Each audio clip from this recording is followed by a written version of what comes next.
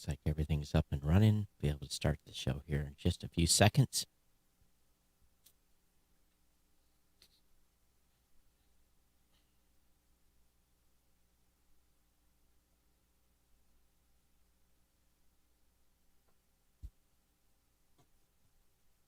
This is Geek News Central. My name is Todd Cochran, coming to you from the new media production studio in Coldwater, Michigan.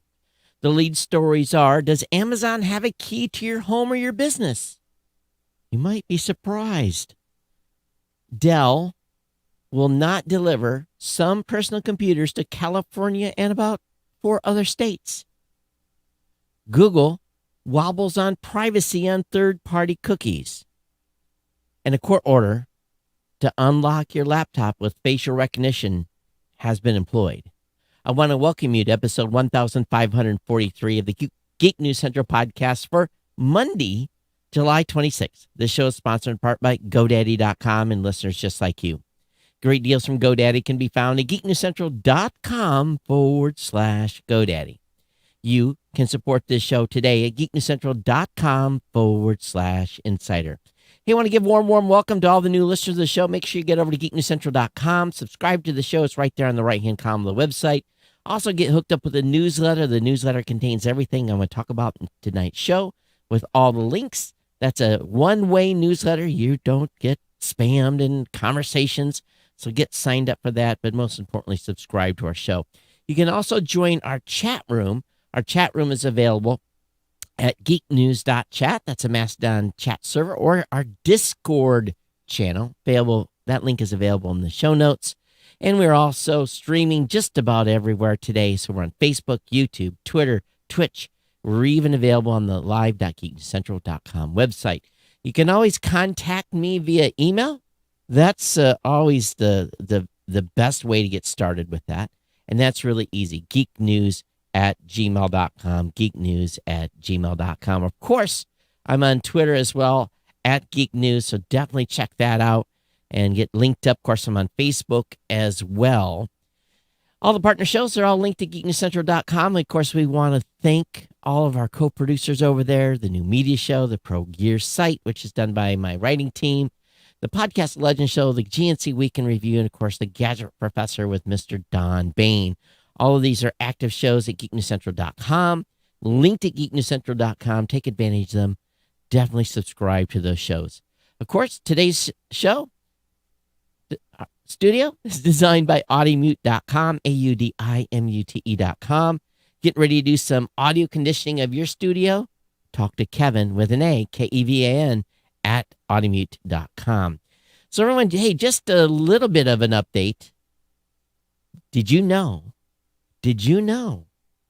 that this show is the longest running continuous sponsored podcast? And of course, that's our good friends at GoDaddy.com. And all my promo codes, all my deals are available at geeknewscentral.com. We definitely want you to take advantage of saving lots of money by going over to geeknewscentral.com/GoDaddy, grabbing one of my promo codes, and save some money. And I'm going to tell you something here. Now, just listen. Don't fast forward. Hang out for a second. You know what's coming, right? It's being talked about everywhere. You need to get online now. You need to get a website set up. You need to start a secondary business. You need to set up an online marketplace. You need to start building a brand. You need to start doing something to COVID-proof your income stream. Okay, it's time. It's time to go out and get something set up. Be an entrepreneur. Start podcasting. Be a blogger. All this is available at a very, very low price. You've got a little time, but the clock is ticking. Because they're already talking what's going to happen maybe in the future. So $1 a month to manage WordPress hosting for the first year of the free domain, $1 a month economy hosting for the first year of the free domain. I can't be a predictor of anything to come, but I know that this is an absolutely incredible value to be able to set up a website, your own .com, for $12 for the first year. Get something off the ground, get something started, start a business, start a consultancy, or maybe it's time to revamp. And you can do that with the free trial of GoDaddy Website Builder, your choice of personal business or business plus plans. Or maybe you've already got a website and you just want to add some sort of shopping component to it or some sort of mailing list component to it. They've got it all. 30% off of new product purchases over there that are outside of hosting accounts. So of course, if you're just in the shower and you've never set up a website, never set up a domain, and you're in the shower and you think about this cool domain name, and remember, there's lots of top-level domains available, huge numbers of them. You can get a $4.99.com for a brand, if you're a new client of GoDaddy, and or you're transferring one in. Again, for new customers only. Otherwise, just sign up for one of those hosting accounts. Get that free domain, $12. Now, a regular domain name costs $8.49. So if you just want to buy the domain, that's fine. Buy the .com for $8.49. Don't get a website with it. Don't save any money. But why not, for $12, have something that you can do over the next year in case they put us back in lockdown. Some countries haven't even come out of lockdown yet. In Asia, they're locked down. Vietnam, locked down. Thailand, locked down. Places like that it's bad there. Our government says it's bad. But anyway, get an idea of starting a new business or just do something for yourself for fun. geeknesscentral.com/GoDaddy. Okay. So what be happening here? Rained Saturday. Beautiful on Sunday. Absolutely not a cloud in the sky. But I really kind of spent it preparing for Podcast Movement 21, getting ready for the upcoming event in Nashville, working on pitches, working on, first of all, digging out clothes that I've not had to wear in a long time. My jackets, making sure my pants all fit, making sure shirts were, ironed and ready to go in the garment bag, just a whole bunch of stuff, that I just kind of, and it's kind of weird. I'm like, where's my ties? And they're in this drawer, and where's my dress shoes and all that. It's kind of crazy to think that it's been this long since I've actually had to getting business casual again, come to the office in a polo and shorts or blue jeans is not going to cut it. And so anyway, that's what's been going on and kind of prepping to get ready for Podcast Movement. So I fly down to Nashville on Sunday, and I'm flying Delta Airlines. So it's the first time I have flown Delta in a long time. And why am I flying Delta near, you say? Oh, if I try to fly United, it's like 7 hours. I got to go to Chicago, sit around for 3 hours, and then catch another flight down to Nashville. Whereas if I'm flying Delta, which Detroit is a hub, an hour and 22 minutes or something like that, and I'm down there. Now, excluding the 2-hour drive to Detroit, my sister said, why don't you just drive? And I'm like, it's still a long drive. And it probably, all told, it'll probably end up being about the same, but I don't need a vehicle down there and pay for parking and all that.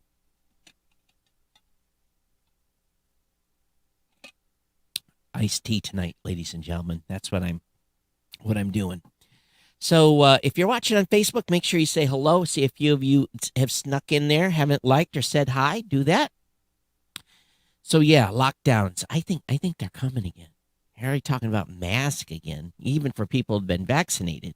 What do you think about that? If they invoke, if they say, oh, you have to wear a mask again, even the vaccinated, I guarantee you that what few people are getting vaccines now will stop. I'm almost positive of it. So we'll see. We'll see what happens. But, that's what they're talking. But anyway, I am flying on Delta Airlines, which is kind of ironic, right? So anyway, back to seeing people from the podcast space. We've got some cool stuff planned. We're bringing a new team member from California that's going to be helping us in the booth. So really exciting times for us, and looking forward to seeing the community and rubbing elbows. Probably that's what we'll be doing instead of handshaking or whatever. But I'll have a green sticker on my badge that says you can come up and handshake or give me a hug or whatever, arm bump, whatever you want to do. They're going to color code it red, yellow, and green. And red, stay away, yellow, minor interactivity, and green, good to go. So that's how they're kind of working it at the conference. I'm sure we'll get a full definition of it. But anyway, so far I'll have to say, being on T-Mobile for my iPhone, horrible connection at the house. Just doesn't want to work all the time. So Verizon still has an edge in basically bars. So we'll see how it is when I go down to Tennessee. But anyway, let's go ahead and get in the stack of content. I hope you're all doing well. Again, a show on this coming Thursday, and then off the following week. No shows the following week while I'm down in Nashville, but I'll be back the following week, hot and heavy here. And then my next trip after that is heading out to Salt Lake City, Utah for a conference, and then I'll be down in Atlanta. So if you're in Nashville, if you're in Salt Lake City, and if you are in Atlanta, let me know. Let's meet up. Let's have lunch. We'll have time to do that. And I'm hoping to when I'm down in Nashville, to go to Lynchburg. That's the goal, is to find time to do that boom and out and back, to go to the Jack Daniels factory, do a tour. That's, keep my fingers crossed. I have time to do that when I go down there. And of course, drink a little Kentucky bourbon. All right, so let's move on here. Let's get into the stack of stuff. This is interesting. It's being reported by The Verge that Amazon reportedly has a key to thousands of apartment buildings in the United States. It's said to use gift cards to incentivize buildings to install its key for business system. Okay. Key for business system. This system allows its delivery drivers to gain access to apartment buildings without having to be buzzed in. It's been installed in thousands of buildings across the United States. The company is reportedly pushing to get the system installed in more buildings, using a combination of free installations and $100 gift cards as incentives to the building owners. The system is designed to make it easier for Amazon drivers to make deliveries. And drivers can use the system to gain temporary access to lobbies via the Amazon Flex app. Then packages can be delivered directly to residents or safely left behind in a mailroom or with a doorman. In a technical breakdown of the system published in 2019, Amazon says a pilot program, the system increases success of first-time deliveries from around 96 to 98%. And again, Amazon reportedly pushing hard to expand the number of buildings the system is installed in. So if you live in an apartment building, or you are in a building with a business, which we are, our business building does not, our office in Columbus, you don't have to be buzzed in during working hours. Every office has its own, you either man your own door or you have a buzz system as well. So they can come in and leave packages, and oftentimes they leave in the wrong place. We've been running into a lot of that recently. But some buildings are not that way, especially in bigger cities. You have to be buzzed in, or a doorman has to let you in. And the delivery drivers have automated access with these deals. How do you feel about that? Those of you that live in buildings like that. Now, some of you have been crazy enough to give access to Amazon drivers to open your door in your homes and set your package inside. That, to me, is just asking for big, big trouble. There's just no way I would ever, ever, ever, ever consider doing that. So where do you stand? Maybe you've had a lot of packages ripped off, so maybe you opted in for it. I don't know. In a story here today that blew me away, I mean, blew me away. Dell, the computer company, will not ship energy-hungry PCs to California and 5 other states due to power regulations. Now, if you're a gamer in California and you want a gaming machine, well, too bad for you, because you're now going to have to build your own, because Dell cannot ship.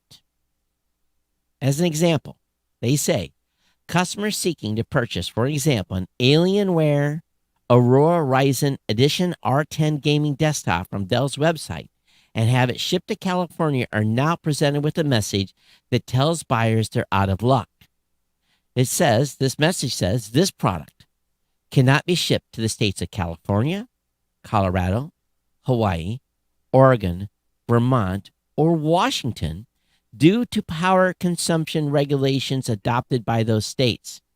Any orders placed that are bound for those states will be canceled. Dell confirmed to the register that California ban was down to power consumption. Dell replied saying, yes, this was driven by the California Energy Commission Tier 2 implementation that defined a mandatory energy efficiency standard for PCs, including desktops, AIOs, and mobile gaming systems. This was put into effect July 1st, 2021. Select configurations of the Alienware R10 and R12 were the only impacted system across Dell and Alienware. So you can't have this powerful system no more. You can't have it because it uses too much power. Hey, Andrew, thanks for checking in, saying hi on Facebook. Appreciate it. So you can't have it. There's a report out that describes the growing energy usage of computing in less dire terms as a limit to future computational capacity rather than a trend destined to devour all available energy. In other words, California basically wants tight controls on how much energy you consume through your devices. They said computer monitors account for 3% of residential and 7% of commercial energy use in the state. Why, yes. Why do you think that? Why do you think you're one of the richest states in the country? Because you've got a lot of coders. You've got a lot of people doing advanced graphics. Now, think about this. If you are a company in California and you need advanced processing machines, you can't order them because gaming machines are also used heavily and heavily adopted for the graphic artist folks. So that's crazy. And also, there's more. Come December 9th, 2021, computers with high-speed network capability, multi-screen notebooks with cyclical behavior, and monitors with high refresh rates will also be banned from the state of California.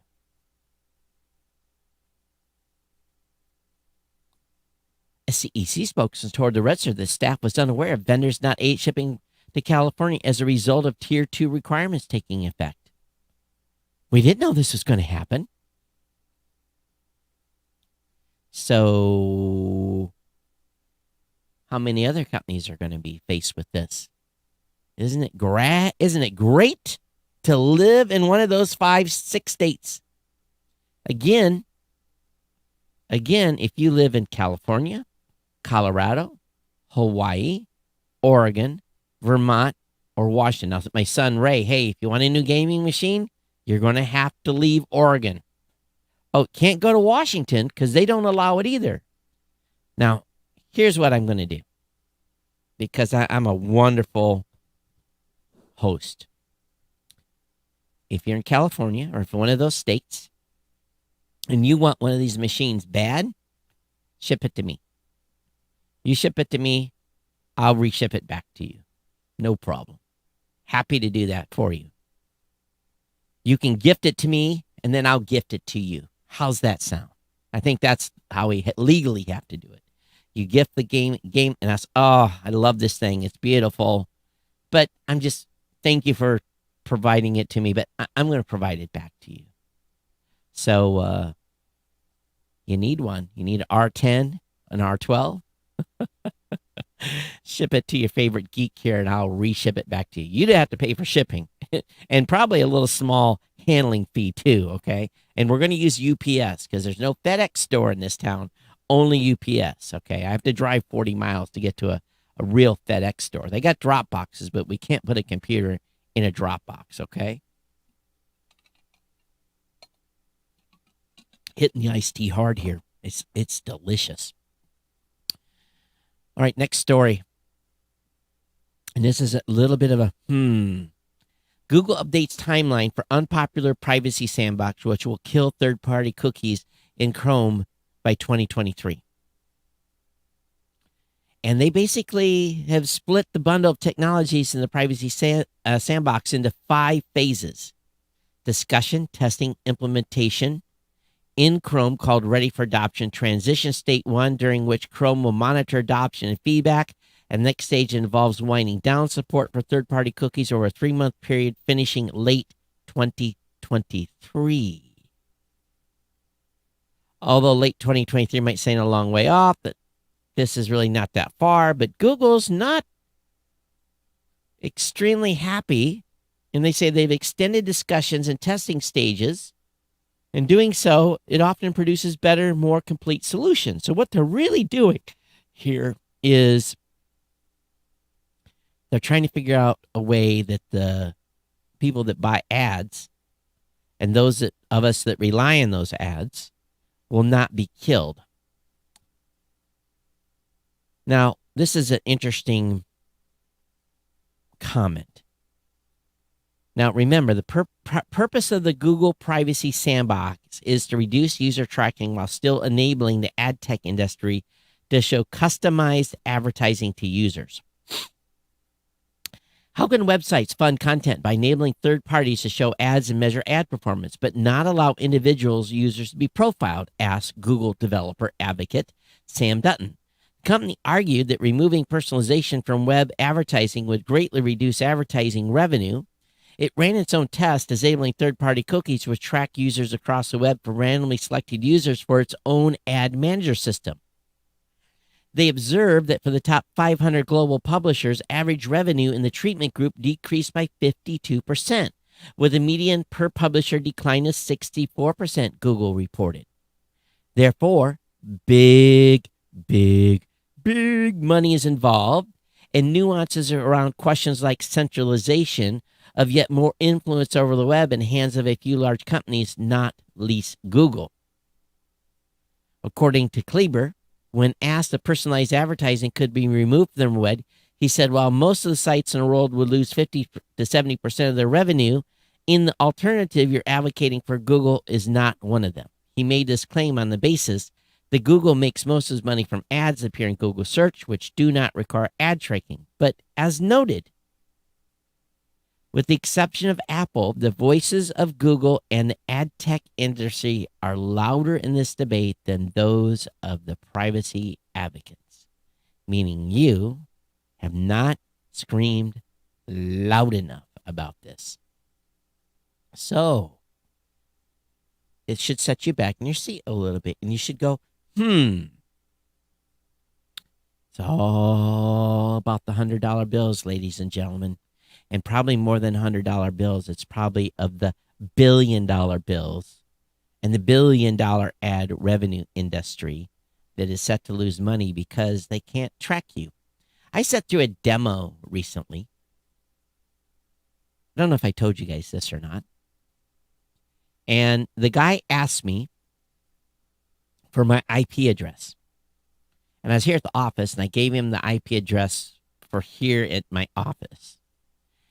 And he proceeded to give me a dialogue of information about myself that set me back in my seat. Tell me where I lived, where at the loft, my income, what I was spending money on, what my top categories of purchases were in groceries, and a whole host of other things. They know us because of a lot of public information. Any of you signed up for a loyalty card? I've got a loyalty card for Big Lots, Meijer, Gander, 4 or 5 other places where I get savings. Or as an example, certain items I can only buy one of at Gander. If I'm a club member, I can buy 3. You can guess what that is at a time. So there's these things that we're trading, and I know what I'm trading. We all do when we sign up for these programs. We're trading for coupons at the grocery store and direct mail flyers and all kinds of other stuff, right? So it's just not cookies where they're tracking us. They're tracking us really down to a very dense detail that is, to me, was pretty hard to believe. All right, this is something next story. This is something we've talked about a lot on this show.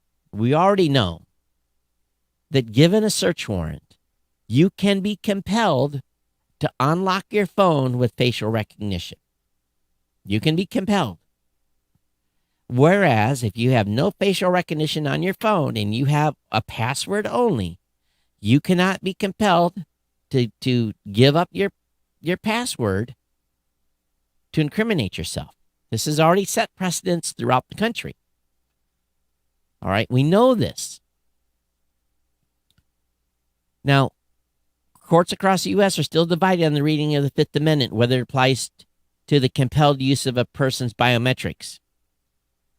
And the U.S. Supreme Court isn't likely to address the issue anytime soon because they've rejected 2 petitions in as many years to rule on the matter, leaving it largely up to the states to decide.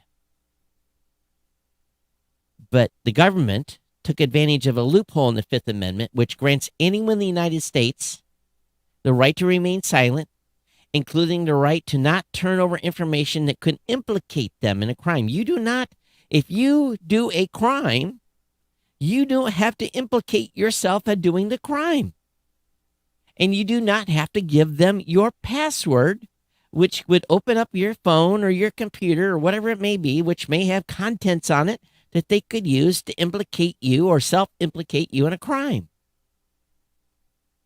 But some courts have ruled those protections don't extend to a person's physical attributes. It can be used in place of a password, such as a face scan or a fingerprint.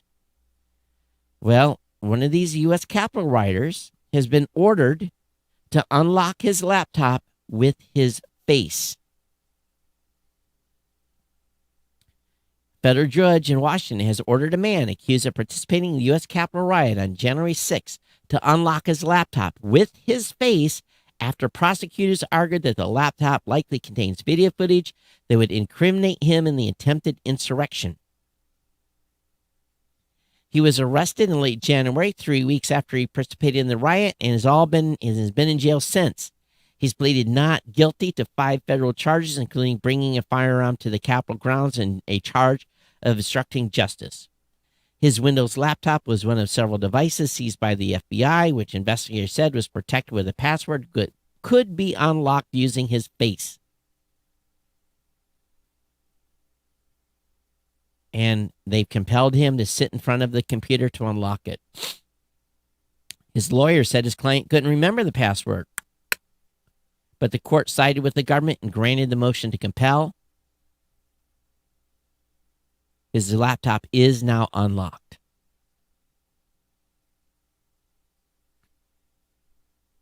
So, what's the lesson here? Do you unlock your Mac with your fingerprint? Do you unlock your computer with facial recognition? Do you unlock your Mac with your Apple Watch? What do you use? I'm not saying any of you are doing anything illegal, but it does give me pause, again, to remind everyone that listens to the show that they can be compelled to show their face to unlock their device. They have to, or will.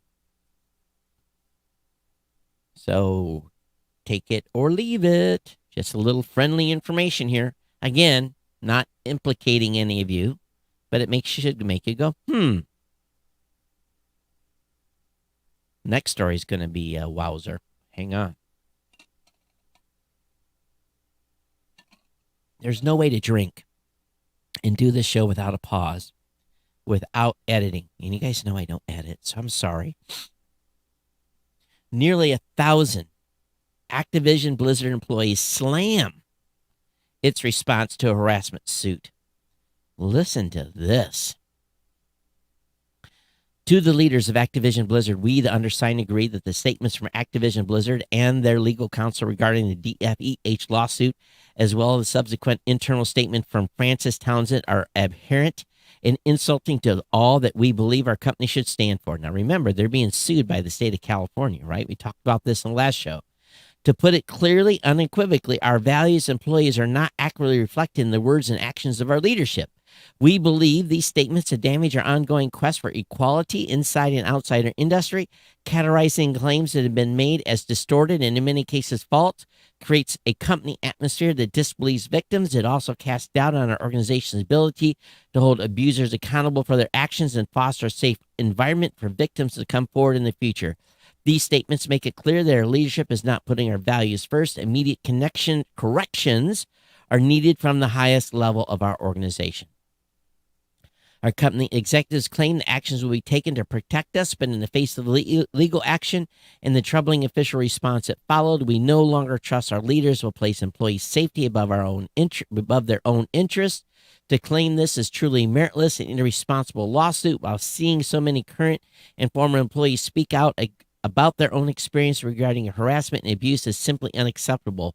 We call for official statements that recognize the seriousness of these allegations and demonstrate compassion for victims of harassment and assault. We call on Frances Townsend to stand by her word, to step down as executive sponsor of the ABK Employee Women's Network. As a result of the damaging nature of her statement, we call on the executive leadership team to work with us on new and meaningful efforts to ensure employees as well as our community have a safe place to speak out and come forward. We stand with all our friends, teammates, and colleagues, as well as the members of our dedicated community of experienced mistreatment or harassment of any kind. We will not be silenced. We will not stand aside, and we will not give up. And the company we love is a workplace we can feel proud to be part of again. We will be the change. Signed by 1,000, nearly 1,000. Activision Blizzard employees. Whoo! Whoo! My goodness. They got some damage control to do. Holy smokes. What do you think about that? I don't know how many employees Activision has, but that's still a strong statement. Moving on here, Bitcoin surges as Amazon job posting suggests retailer may accept cryptocurrency. This may be a big move by them. Amazon posted this job opening, and what was it said? What was the actual job open? Amazon is looking for a digital currency and blockchain product lead who will be a member of the payment acceptance and experience team, which the posting says is responsible for Amazon customers pay on Amazon sites and through Amazon services around the globe. All cryptocurrencies were up. Bitcoin up 12%, Ethereum up 9% about this news.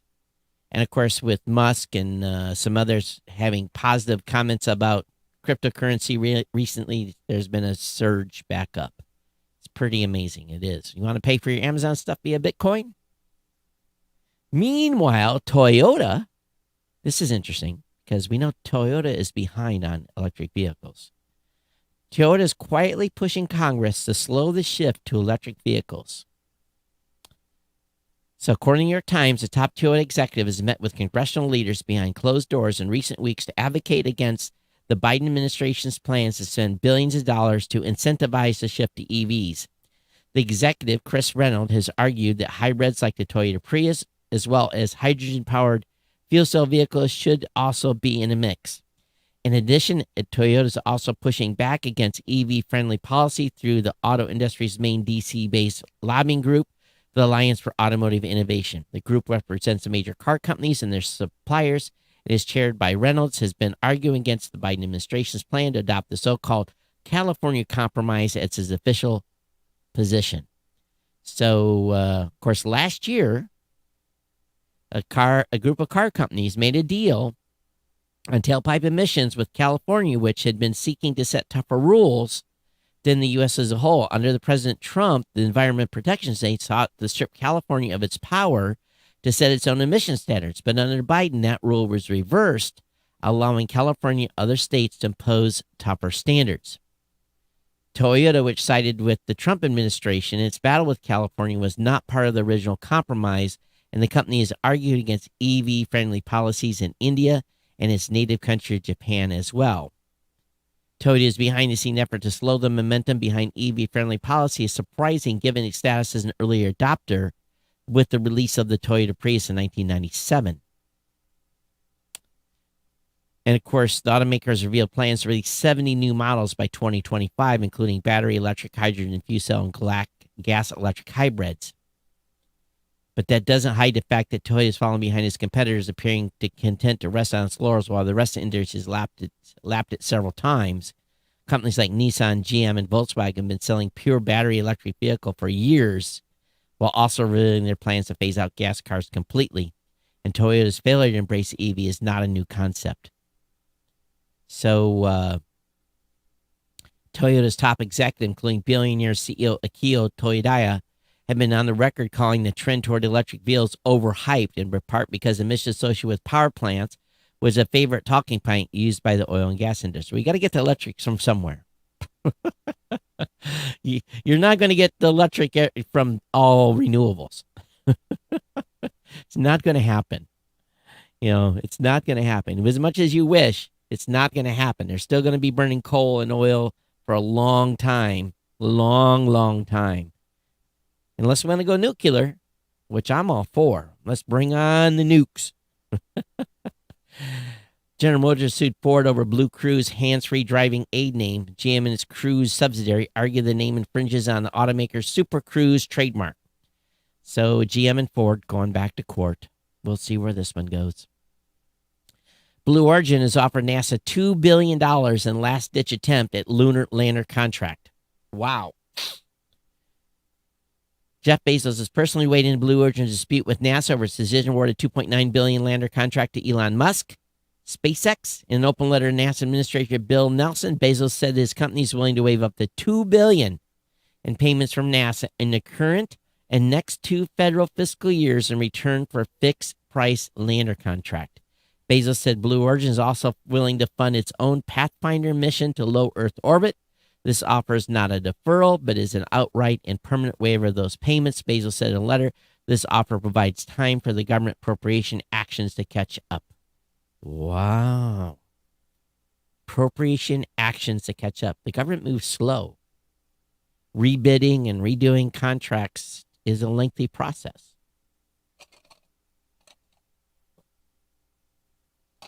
So he's putting $2 billion on the table. Guess for him, that's not very much money. Huh. Interesting move. NASA will be hard-pressed not to take him up on that. The BlackBerry 5G smartphone is apparently still a thing. Waitlist now open. The BlackBerry seems to have many, many, many lives. Does any of you have a BlackBerry? Do any of you have an Android BlackBerry? Please let me know if you do. Leaked Surface Duo 2 photos reveal new triple camera system. And this is one of those foldy phones. Again, Microsoft running a Surface Duo 2 ready for this year. Leaked images reveal the dual screen device include a new triple camera system. So, or maybe it's not is this a laptop? Surface Duo, sorry, it's a laptop. But dual screen. So, interesting. All right. I know some of you like the Surface. Mark Cuban's backed Ethernevia, ETERNEVA, raises $10 million to turn your loved one's ashes into diamonds. I think we talked about this once before. So this company, Ethernevia, is building a rare direct-to-consumer brand in the end-of-life space. The 4-year-old startup creates diamonds from the cremated ashes of hair of people and pets. Cremated ashes or hair of people and pets. It's a highly unusual business, but one that seems to be resonating with people seeking a way to keep a piece of their loved ones close after death. So how much does this cost? Well, they've got they've been given a pile of money by folks. So I have no idea what this service cost. ETERNEVA. But anyway, it raises $10 million. So they're doing huge growth. This next one is a little bit weird. And I try to read between the lines on some things. Health record companies pays hospital that uses algorithms. Now, I want to show you something in this picture.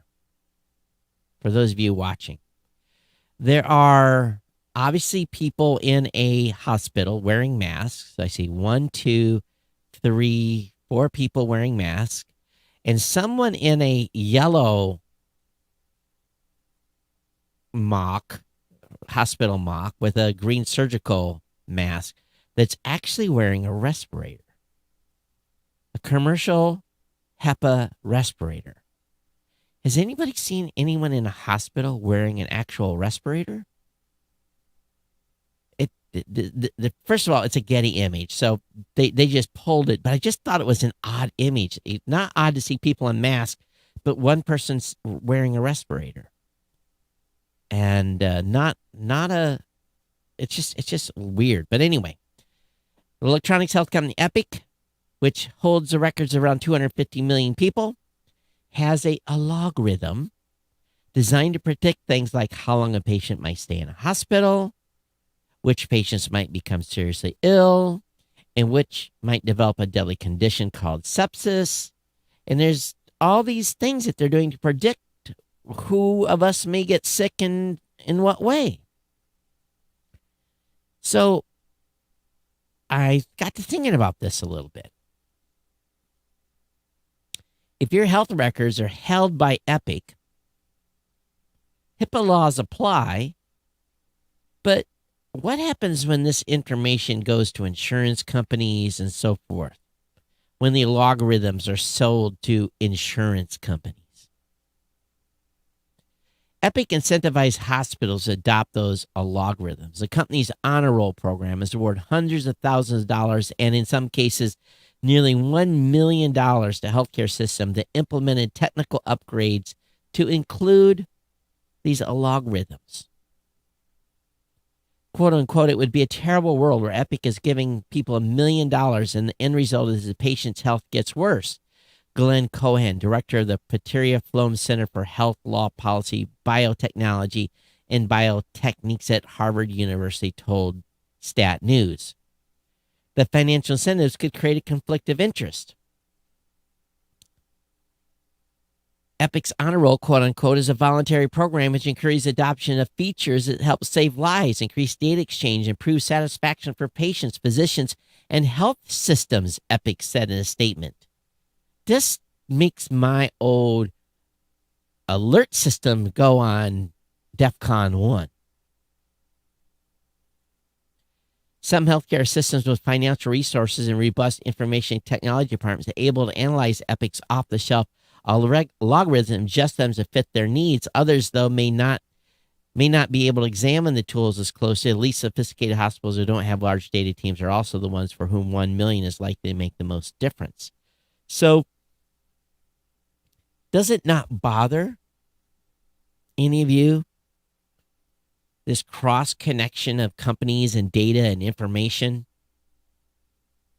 It's still today, if you go out and get an insurance policy, you have to disclose you have diabetes, your weight. Sometimes you have to get a physical.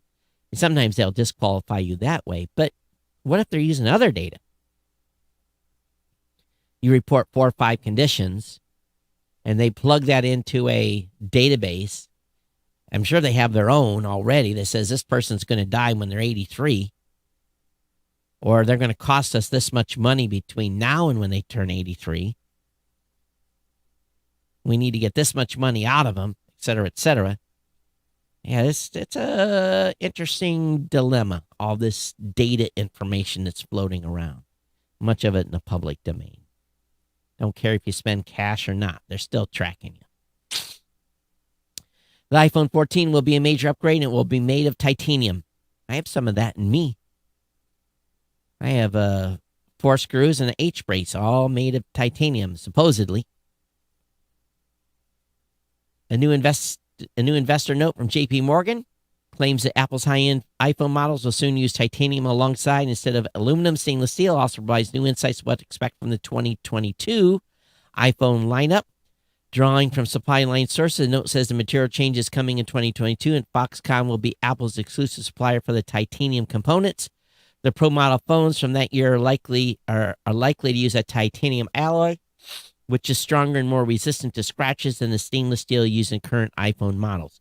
You put your phone in a case, you're not going to have scratch issues. If you put a protective thing over the front, this thing is going to be as good as new. If you don't drop it. So already talking about the iPhone 14.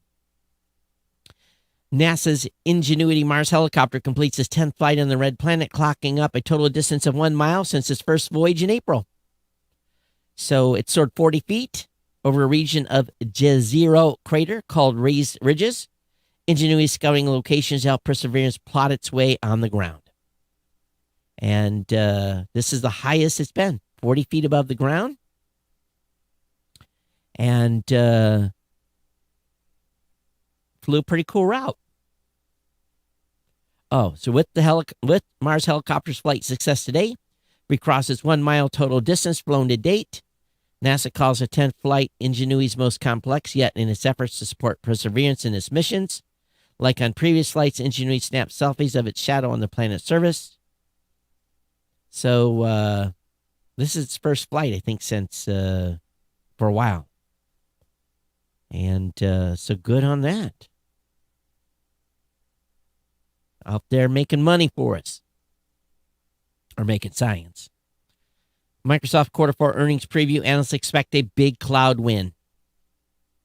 And so we'll report this on the next show. But they're expecting $44 billion of revenue in this quarter. And earning of $1.92 per share. We'll see. Meanwhile, Microsoft continues to rise. If you bought that stock in 2008 for $20, you are now winner chicken dinner with it at about $286 right now. So it just shows some of those stocks pay off big time over time. Speaking of a big win here, Intel will make Qualcomm chips in a new foundry deal. So basically, this announcement for its new Intel Foundry services, for its new Intel Foundry service, they're going to be doing Qualcomm chips using its upcoming 20A process, whatever that is. And Amazon AWS will be working with Intel's Foundry services, really tying on Intel's packaging solutions. But Intel will not be making chips for Amazon, which is kind of curious in itself. So we'll see. So hopefully Intel is getting in the business of making chips for automakers as well, because lots of new cars without chips. iRocket, yes, that's a company. iRocket to begin rocket engine testing at NASA's Marshall Space Flight Center. They made a deal with NASA. The partnership will give iRocket access to testing facilities and engineering support, chiefly at NASA's Marshall Space Flight Center in Huntsville. The company is hoping that it will conduct its first rocket engine test and on-the-ground engine firing test in late September. Now, how that works, you're going to love how this works, because I've done these deals, government to government, is where you want to come in and use a facility, and you are a government entity, you are a private company, and if you want to use something on a governmental ground, you make a contract, and then you pay for those services by the hour. You pay for ground support. You provide all those governmental employees that are working there get paid through the company that is actually doing the work. Now, the company will have their own staff on hand to do a lot of this stuff, but like fueling and ground safety and just all this other support activities, transport, police, the whole 9 yards, they pay for that. That's what SpaceX does at NASA too. They don't get a free ride. They have to pay for all those extra services as being a private industry company using governmental services. It's a win, because what it does is it pays the bill for employees, ground upkeep, maintenance. It's less money the taxpayers have to put into those facilities, so they're acting as a business per se, and taking an income, whereas normally they're just spending the government or for the the citizens' taxpayer dollars. So, but it's kind of most of you don't know that. For example, when I was in the Navy, when I would be doing something in another facility or government facility somewhere else, we actually often had to pay for time, pay for ramp space to use those facilities. It wasn't clear money. There was expense involved because of the way certain systems were set up and the people you used and everything else. That's how those programs were self-sufficient, but it was governmental to governmental cash transfer, which is, most of you think that's crazy, but that's the way it works. And then there's always people in the middle, the bean counters. So it is kind of odd because there's money and time being put to that as well. So yeah, it's just the way it works. It's, again, and I'm not an expert on this, but I've seen how it can work.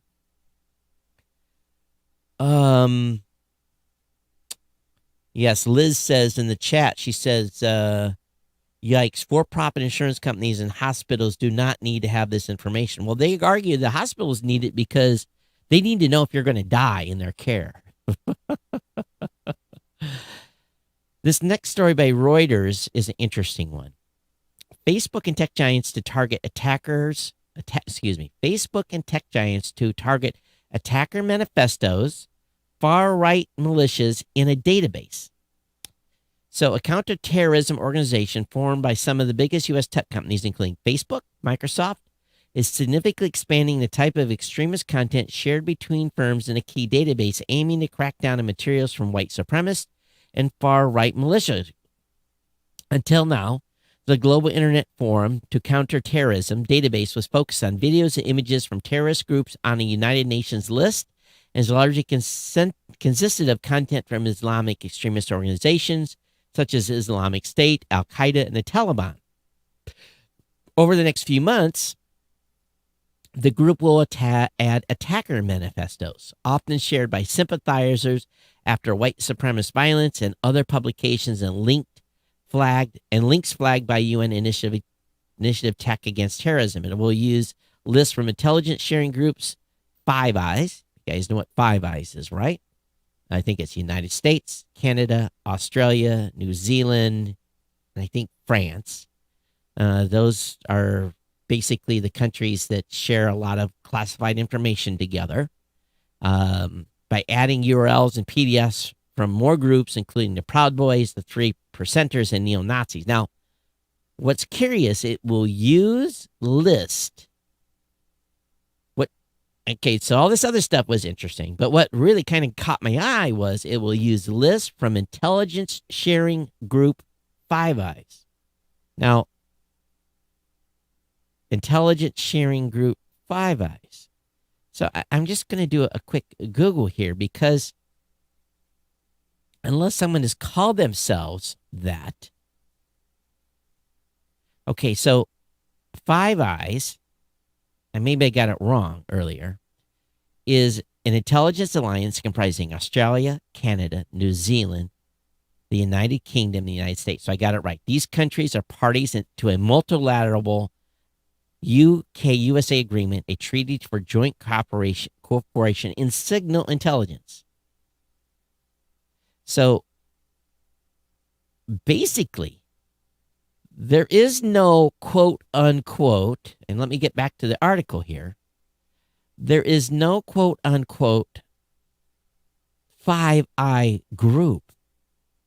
It is US, UK, Australia, Canada, and New Zealand who is sharing classified intelligence information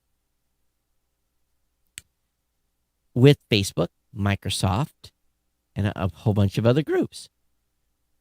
I just about fell out of my chair when I read that. Now, unless the article's wrong, I didn't know that the United States gave classified information to public companies. That to me is mind-boggling if it's true. I understand where these internal threats are, So, makes me wonder here just a little bit. 14 companies can accept access to database, including Reddit, Snapchat, Facebook-owned Instagram, Verizon Media, Microsoft LinkedIn, and file sharing service Dropbox.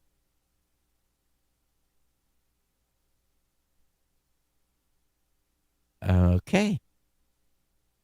Just struck me as funny that they're getting information from governmental agencies, quote unquote, classified information.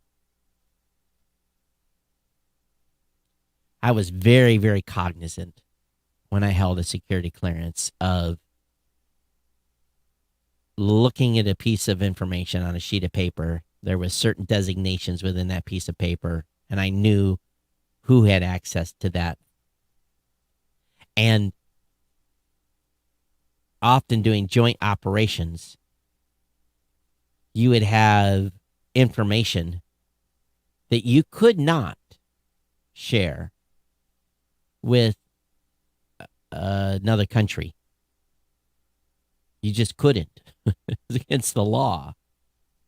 And some stuff could jointly be, they'd have joint access to it. You wouldn't necessarily be talking about it. So it really kind of surprises me here.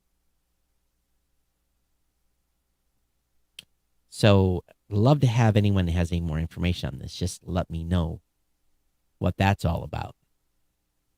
So, sometimes you got to read between the lines, ladies and gentlemen, to find the juicy stuff. Okay, we can all agree it's a good idea they're sharing this information between the tech companies, but to get fed by the government? All right, on a more happier note, not happier note, but another article. Spotify will now notify you of new releases from your favorite artist. If you're a Spotify fan, that's probably pretty cool. What else? Hubble has found evidence of water vapor on Jupiter's largest moon, and this just didn't come from the Hubble refiring back up. This was basically them re-examining archival data sets from the Hubble Space Telescope. And they basically said that Jupiter has water. Their largest moon has water. I think we've kind of knew that for a while, but that's what's up. Apple's also released fix for iOS and macOS 0 Day 13th this year. So if you've been given an update, that computer behind me and this one here is all saying, hey, you need an update. It's because of this 0 Day bug. So, yep, Macs are secure, ladies and gentlemen. But again, do your update to iOS and your Macs because there is a 0 Day flaw out there, all right? Tesla breaks its own delivery record by building and shipping 200,000 vehicles in Q2. The company also hit $1.1 billion in net income for the first time. A whopping 10-fold increase year over year. Overall revenue grew 98%. Though the company did suffer from a Bitcoin-related impairment of $23 million during the past quarter. Additionally, Tesla rolled out 85 megawatt worth of solar capacity in Q2, a 215% increase from last year's 25 megawatt, as well as an added nearly 1,000 supercharging stations to its ever-expanding network. Tesla CEO Elon Musk also revealed more details about the company's plan to open its supercharger network to other EV brands this year. Awesome. Except guess what? They have a special plug. You're going to need an adapter. Because most of the Tesla supercharger stations aren't. Tesla better think hard about this because Tesla owners are going to get pissed when they pull in. There's a Nissan Leaf getting charged.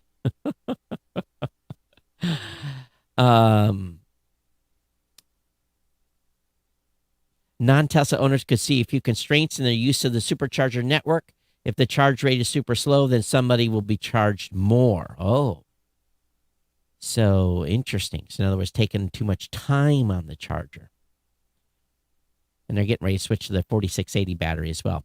Hey, just a little bit of news. Autonomous quad rotor beats 2 human pilots in a drone race. So notes will be about that in the show notes. Also, LG has some new true wireless earbuds that have a privacy-conscious whispering mode. plus a model with a case that doubles as a wireless transmitter.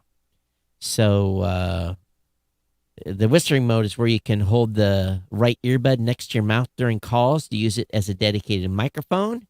It's a neat privacy-conscious feature for those moments when you don't want to have to speak loudly enough for the sound to be picked up by earbuds in your. That's why I like the little ones where you can just hold up to your mouth and talk, where you're actually wired in. That is a big deal when you're trying to go, use hands-free. Also, that's the same story. Kirk, we doubled up on one. Anyway, that's going to bring me to the end. But hold on. We have commentary from the audience. Don't leave. Don't go anywhere. The best is yet to come here. Let me load the comments. Another reason, this is from Rob, another reason for so many I've been talking about on my Facebook post about jobs galore here. And people are not getting employees, and they're finding out that teenagers are not getting summer jobs as well. That's part of the reason for part of the nationwide need for workers. He says, another reason for so many jobs not filled in restaurants, I wonder if other service industries are seeing this for similar reasons related to one of your podcasts from a month or two ago. People are just walking out in the middle of shift, what it's like to work in a restaurant right now. So it's basically an article from CNN. Oh my God, we got an article from CNN on this show.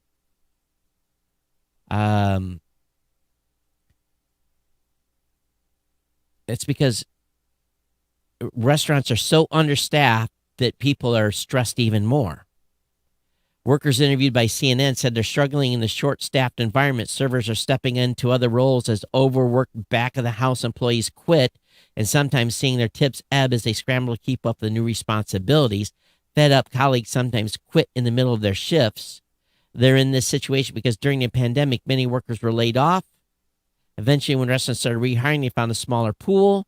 Some moved away, others found new jobs. Some are still staying home, collecting unemployment. Some are fed up with the low wages. An attempt to woo those back. Employees raise wages and so forth, but people are just quitting. So maybe Rob, maybe we're on to something here. But it sucks. We have businesses closing here at 5 o'clock in the afternoon because they can't. Restaurants, fast food restaurants, because they can't get people to work. Andrew sent information. Andrew sent a comment in the show. He says, Todd, I totally agree with you that freedom of speech is one of the cornerstones of democracy, but we do have a serious problem with social media. Their logarithms value popularity and celebrity over knowledge and experience. Everyone's opinion is not equal. If I wanted to know about flying, I ask a pilot. Oh, you can ask me. If you want to know about gardening, I'll ask a gardener, not me. If you want to know about podcasting, yes, ask Todd. For social media, all that's relevant is the number of followers or likes. Freedom of speech shouldn't be a guarantee for application stupidity or ignorance. But you, as a consumer of that content, have to do your own due diligence. He says, more worryingly, we can now see there are hidden actors behind the scenes with their own agendas. Fortunately, this didn't succeed. He links to a BBC article that talks about YouTubers who blew the whistle on an anti-vax plot. So it started with an email. Mirko Drossman, a German YouTuber, he normally ignores offers from brands asking him to advertise their product to his more than 1.5 million subscribers. But the sponsorship offer received in May this year was unlike any other. I think we talked about this. An influencer agency called Phase offered to pay him to promote what said leaked information suggests the death rate among people who had the Pfizer jab was almost 3 times that of the AstraZeneca jab. Yeah, we talked about this on the show. So, yes, it could be work. And he says, I wouldn't be surprised to find that an enemy foreign state is behind this anti-vax information. Regards, Andrew. So, and by the way, Andrew is not in the United States. Just so you know. He has a +44 country code. I'll give you that. I think Andrew's actually watching tonight. So that's a good one. It's true. Very, very true. Could be the case. Also, I got a oh, this is for the new media show. Let me not read that one here. Rob also says, I've seen much speculation lately on why dinosaurs became extinct. My theory is that so many dinosaurs ate so many plants that they produce a tremendous amount of methane. Then dinosaurs discovered fire. Flatulence killed the dinosaurs, so now you know. Okay. And then I got two about the red sun. He sent me a link to red sun. Let me bring these up. This was from the fires. So those of you that are listening, you can come by and watch later. He sent pictures of the red sun.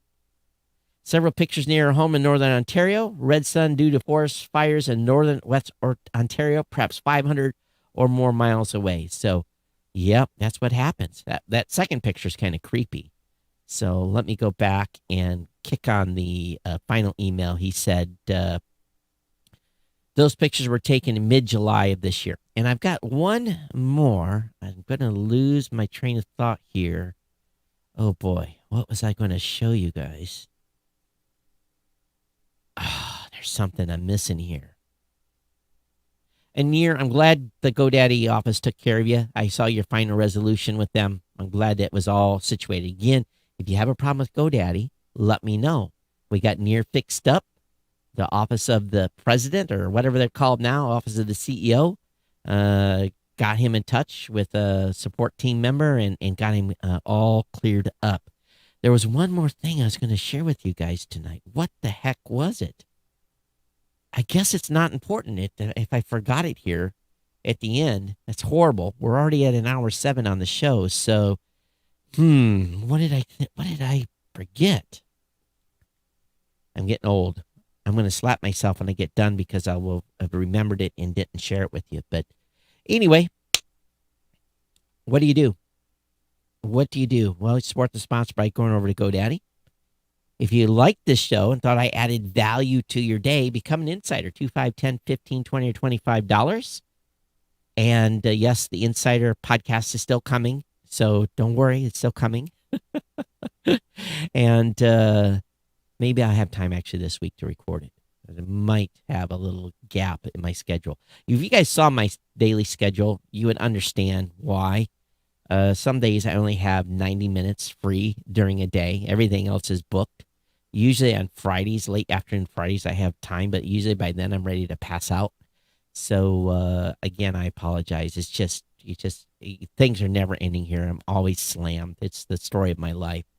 But anyway, that's it. We're going to roll out of here. I want to thank you all for being part of the Ohana part of the family here. And again, it's been my privilege to bring you the show tonight. We'll be back with you on Thursday for another edition of the Geekness Central podcast. You all take care, stay safe, take care of one another, watch over your pets and family members, and be safe. For those of you that aren't vaccinated out there, just telling you, be careful. Be careful. All right, everyone, take care. We'll see you next time. Bye-bye.